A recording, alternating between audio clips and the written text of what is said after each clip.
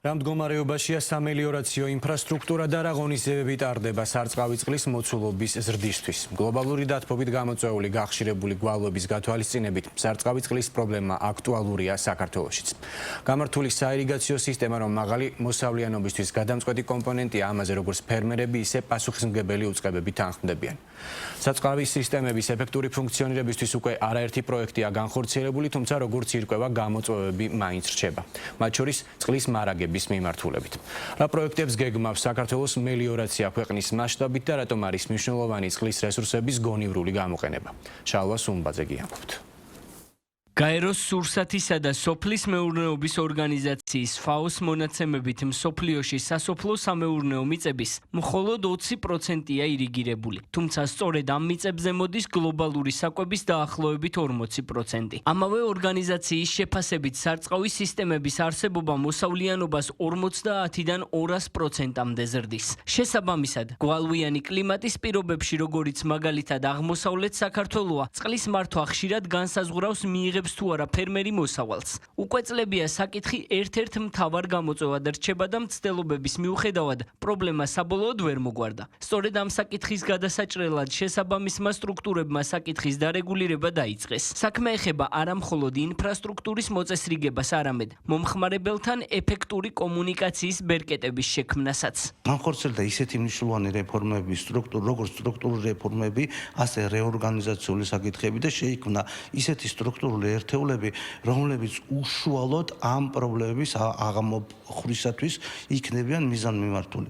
მაგალითად, კომპანიაში განისაზღვრა კომერციული მიმართულების სტრუქტურა, ჩამოყალიბდა კომერციული მიმართულების სტრუქტურა, რომელიც გაუადვილებს ფერმერებს, რომ მიიღონ ეს სერვისები სწორად, დროულად, გაიგონ რა პრობლემებთან არის დაკავშირებული მათთან წყლის მიწოდების სისტემა. ჩამოყალიბდა და გაიმართა ინსპექტირების სამსახური და ინსპექტირების სამსახური არ წარმოადგენს მხოლოდ იმ არსებულ ორგანოს, რომელიც მხოლოდ დაჯარმებით იყო დაკავებული, ეს გახლავთ ორგანო, რომელიც მომავალში ფერმერებთან იმუშავებს იმ სერვისის მიღებაზე, რომელიც მათ მოთხოვნილი აქვს. წინა წლებისგან განსხვავებით გატარებული სამუშაოების შედეგს ხედავენ ფერმერებიც. მათი განმარტებით განსაკუთრებით გასულ წელს სისტემა გამართულად მუშაობდა და მათ სარწყავი წყალი მეტნაკლებად ყველა საჭირო დროს მიიღეს. ამის მიუხედავად ისინი ამბობენ, რომ ჩასატარებელი სამუშაოები კვლავაც მასშტაბურია და პროცესი ქსელების მოწყობის და სისტემების წმენდით არ უნდა შეჩერდეს. მათივე თქმით, კვლავ პრობლემად რჩება წყლის მარაგები, რომელიც განსაკუთრებული გვალვის პირობებში საკმაოდ მცირეა. კარგია ეს სარწყავი, ის აუზი ჩვენთან რო გაკეთდა ის განსაკუთრებით, საიდანაც მარაგდებით და ერთი პრობლემა აქვს მაგას, რომ ცოტა უფრო დიდი გვალვების დროს ცოტა შეფერხებები არის ხოლმე და თუ აი ეგეც გამოსწორდება, ძალიან კარგი იქნება. მე პირადად მე და ალბათ სხვა ფერმერები დამეთანხმებია, რომ ძალიან კმაყოფილი ვიყავით წელსამოწოდებული წყლის რაოდენობითაც და ხარისხობრივადაც კარგი იყო და მოკლედ შეძლებს და გვარად ჩვენ ნორმალურად მოვიხმარეთ და გამოვიყენეთ ეს სარწყავის სისტემა. თუ არ მორწყათ მოსავალს, ვიღებთ, რა თქმა უნდა, ძალიან გაგუჭერდა მოსავლის მიღება და საჭირო არის მელიორაციის საკითხის მოგვარება. აი დღესვე დაიწყოს ეს საქმე, რომ ადრე გაზაფხულზე უკვე მაისისთვის მოსალოდნელი არის გვალვები შეიძლება იყოს და ამიტომ უნდა იყოს ყველაფერი გამზადებული, რომ ფერმერა ისარგებლოს მორწყას. მარაგების პრობლემაზე ყურადღებას ამახვილებენ თავად მელიორაციის კომპანიაშიც. უწყებაში განმარტავენ, რომ მიდგომები ამ მიმართულებითაც იცვლება და ხორციელდება მსხვილი ინფრასტრუქტურული პროექტები, რომლებიც დიდი მარაგების შექმნას უზრუნველყოფს. მათ შორისაა ძველი ტბორების წმენდა და წყალსაცავების მოწყობა, რათა სისტემა მხოლოდ მომდინარე მდინარის წყალზე არ იყოს დამოკიდებული. აქვე წყლის სიმცირეზე საუბრისას სპეციალისტები სწორ და კონტროლირებად გამოყენებაზეც ამახვილებენ ყურადღებას და განმარტავენ, რომ ფერმერებმა უკანონო და უკონტროლო მოხმარებაზე უარი უნდა თქვან.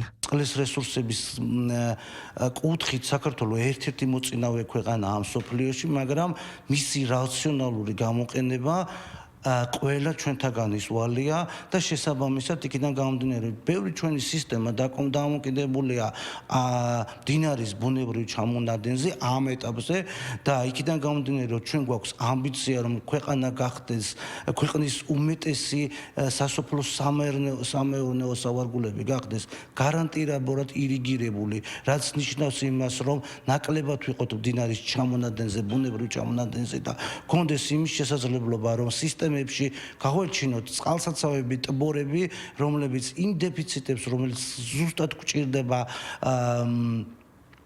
საირიგაციო პერიოდში შევავსებთ რაც შეეხება საქართველოს მელიორაციის სამომავლო გეგმებს, კომპანია აქტიურად თანამშრომლობს საერთაშორისო ორგანიზაციებთან და სხვადასხვა პროექტის ფარგლებში განხორციელდება ტაშისკარის, ნარეკვავის ზედაარხისა და შავღელის დამშრობი სისტემების რეაბილიტაცია, ასევე ილტოს წყალსაცავის მშენებლობა, ზემო და ქვემო ალაზნის სისტემის რეაბილიტაციით. აღსანიშნავია კლიმატგონივრული ირიგაციის პროგრამა, რომლის ფარგლებშიც განხორციელდება ქვემო სამგორის მარცხენა მაგისტრალური არხისა და გამანაწილებლების რეაბილიტაცია, ლაკბის წყალსაცავის რეაბილიტაცია და მოცულობის გაზრდა.